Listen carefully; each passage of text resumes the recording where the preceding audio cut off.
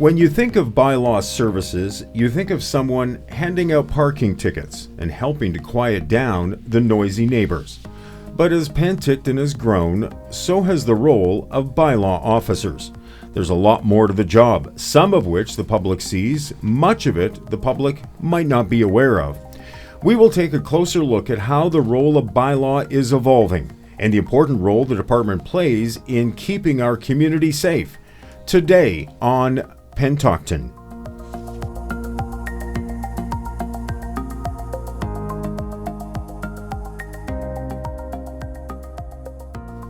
Hello PenTALKton and welcome to PenTALKton, a podcast from the city of PenTALKton discussing some of the hot topics in our community.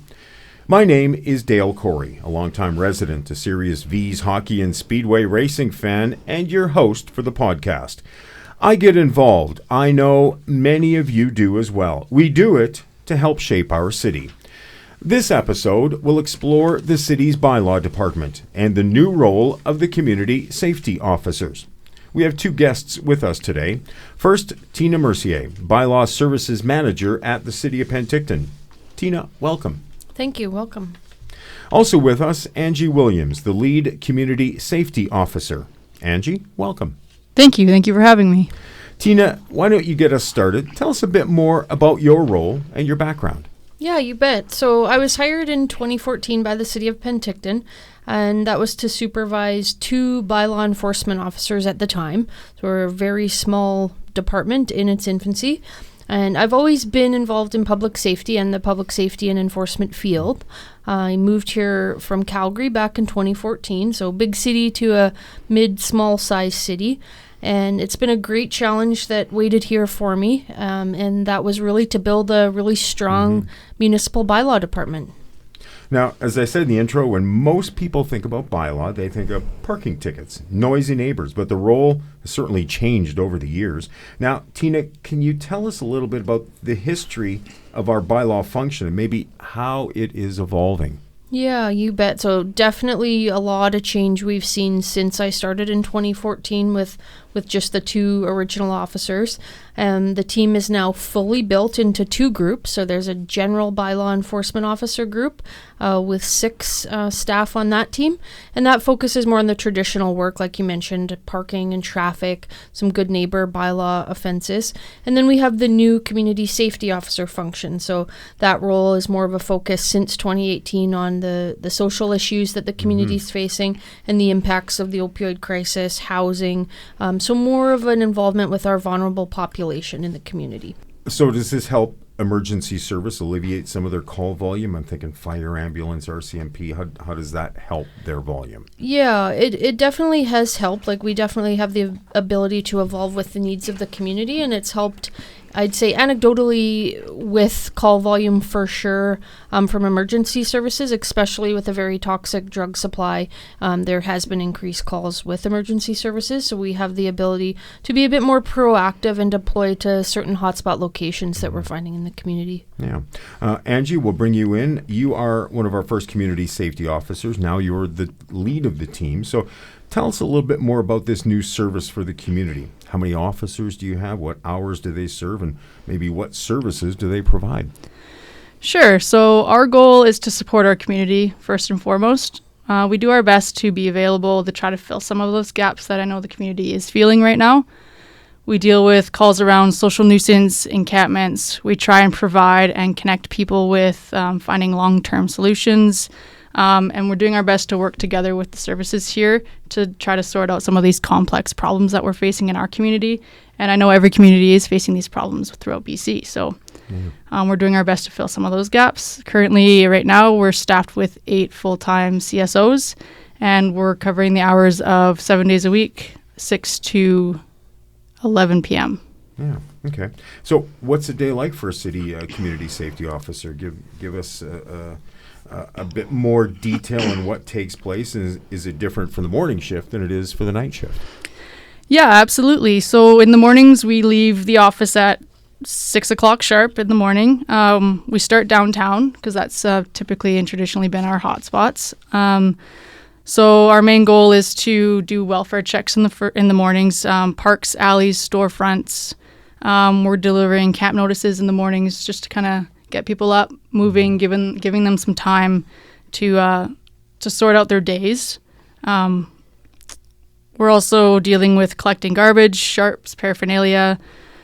After typically our first round throughout town, we continue to be proactive, doing patrols throughout all of PenTALKton, and then also being dispatched for calls through our dispatcher. We go by the model that there's always something to do, and that's the beauty of this role, is that we're proactive and there is always something that we can be doing. Yeah. And then we've got an afternoon shift that starts at 12:30 in the afternoon. So that kind of alleviates a lot of call volume from the morning shift, and then they carry on with calls that still need to be attended throughout the day. So, Tina, give us a sense of the type of skills required to be a bylaw officer, community safety officer. What are you looking for? If you have an opening, what types of skills do you want to see in that resume that you could bring those people into bylaw here in PenTALKton? Yeah, obviously, people that have to communicate well, very much a part of the job involves communicating with different population groups. Great teamwork skills is very important. Life skills in general, and really being able to work collaboratively with other groups in the community. So building those relationships is super important, and taking the time to get to know everyone in the community. And then beyond that, there's a general bylaw course, and there's also the requirements for some experience in the field with other bylaw municipalities or criminology, social justice, social work, those types of backgrounds. Yeah, okay. It sounds like your team is encountering some pretty difficult situations out there. People may be in distress, or there may be criminal activities involved.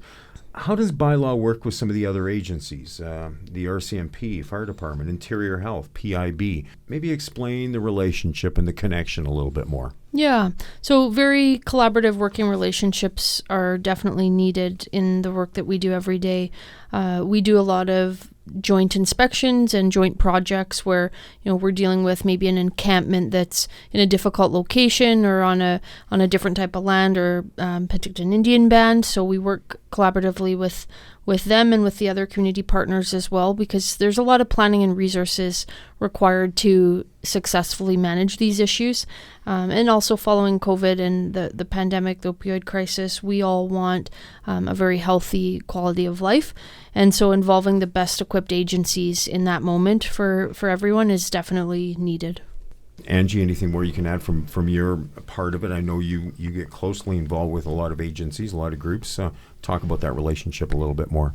Sure. So I've been focused on building connections and relationships within the community.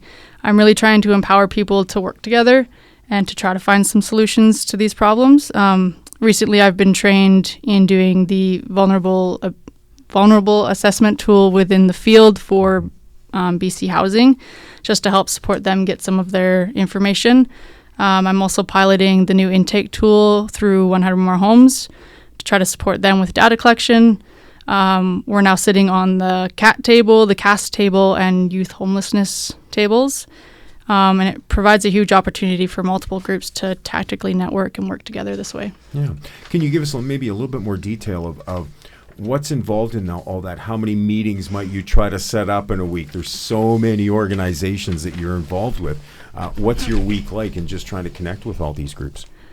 Well, my Wednesdays are busy. I try to fit a lot of meetings in my Wednesdays. So that's definitely my big day, but I'm a big believer in popping in, just seeing where people are at in their own space. Social media has been awesome. Just being able to text and call people. I know that's a big thing that's really come out from COVID, is that people are very comfortable just getting on Zoom and just connecting that way. So that's definitely been huge for us. Yeah. But it's really putting yourself out there and making yourself available and making people feel like it's okay to talk to each other. Yeah.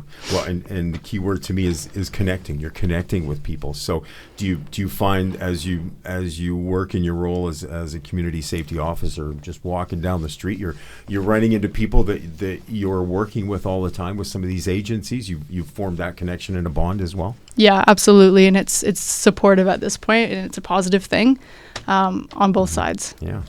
We talked about how Bylaw Services is evolving to support community safety. Let's maybe talk a little bit more about what residents can do. I'm thinking of the See Something, Say Something program, Project 529. RCMP has resources and programs as well.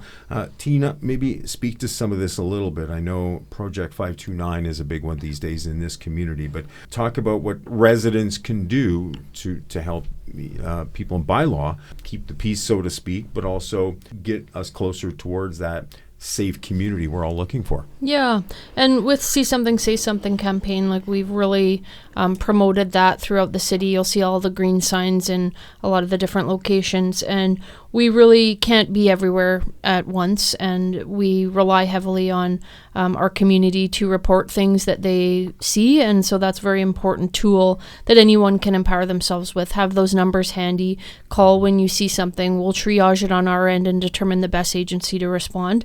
After hours, after our office closes around 4:30, our community safety officers have that relief phone on them and basically are accessible at that point. So it's a very great tool for the community and for our team as well. Mm-hmm. And like you said, Project 529. So that's been in existence for a while, but I think just getting more awareness out. Obviously, once you register your bike, you get a shield, and that shield decal goes on your bike, so it's able to be tracked, and you can report it as stolen. And then Angie here and a lot of members on our team have come across stolen bikes in our community and are able to get them back to the rightful owners. So we love those success stories when they do happen. Mm-hmm. And then the RCMP, they have some resources and programs as well, and they're always in need of volunteers for citizens on patrol especially. So being those eyes and ears in the community is super helpful as well. Yeah. With Project 529 and the situation with bikes, what can people do? What's the best thing? I go buy a new bike. What should I do to make sure that I've got that thing properly registered? Should it go missing, it can be located a lot easier. What's the key thing that people can do? Well, you can photograph it and record your serial numbers. That's definitely the most helpful thing that you can do. Yeah. So when you go through the app, it actually suggests that you take a photo, you register the whole thing, and if it does happen to go missing, you can alert anybody within all of PenTALKton to keep their eyes open for that bike. You guys don't have an easy job. Do you get away from it once you leave your shift for the day? Can you kind of forget about things, or is it kind of with you all the time? Yeah, I'd say, obviously the work we do is very important, and we work very closely with a lot of our stakeholders in the community, but we know we're making a difference out there, and that's the part that brings the most value. And being able to balance the heart and the hammer. Everyone has a story, and we all want to be heard, and our job is to really balance that heart and the hammer and make sure that people are still accountable. And it's challenging, absolutely, but our team is well equipped and trained and has great connections in the community to do the job and do the job well. Yeah. I know you deal with a lot of difficult situations every day. What makes you keep going to work? Maybe talk about some of those inspirational stories that you both encounter, that you've both been a part of, that keep you going back to work every day and have the focus of the safety of the community first and foremost. Well, for me, a big thing that keeps me going and something that I love to see in this community is being able to get people into housing and connecting people to resources, because a lot of the time people just don't know where to go. And I've gotten good at knocking on doors and shaking trees to try to figure out the system. And if I can help, I'm going to help. So that's work that I feel really, really passionate about. And it's been quite successful seeing people change their lives around and then become community members, and they feel part of the community, because that's huge. Yeah. Tina, from your part, there's got to be some great inspirational stories and the things that put a smile on your face and tell you deep in your heart that you're having an impact, you're doing the right things. Yeah, there's one story I'll share, and it was the piano project. So that piano project by Nanaimo Square during COVID, it was a very difficult time. Everyone was feeling very socially isolated, and I knew there wasn't budget. I knew we didn't have cleaning staff. We didn't even have a piano, let alone anyone to paint the piano. And I was like, but we need to do this for the community. We want people to feel connected and have some sort of outlet where they can at least do something together. We were already seeing kind of some gatherings in Nanaimo Square area anyways, so this was just really another kind of outlet, and it turned pretty positive. We got an art project together, and they were able to help paint the piano, and I went out there and cleaned it in the middle of COVID, so we didn't have to worry about all those protocols, and it ended up being a real cool project. And to see people connect there in a different way during COVID was pretty inspiring for the community at that time. Now, I'm going to take it all that time you spent around the piano. You improved your piano playing skills and everything. You can play a tune for us now if you really needed to. A little bit. I wouldn't say super successfully, but I tried. Good stuff. Again, our guest today from the City of PenTALKton, Tina Mercier, Bylaw Services Manager at the City of PenTALKton, and Community Safety Officer Angie Williams. Tina and Angie, thanks for the insight into the important role your Bylaw department plays in keeping our city safe and clean and helping those less fortunate into better situations. Thanks again to both of you. Thank you. Thanks for having us. Again, let's all work toward a community which looks after its own, welcomes others with open arms, and continues to provide us with the best place on earth to live. And of course, please join us next time on PenTALKton. Thanks for listening, everyone. I'm Dale Corey.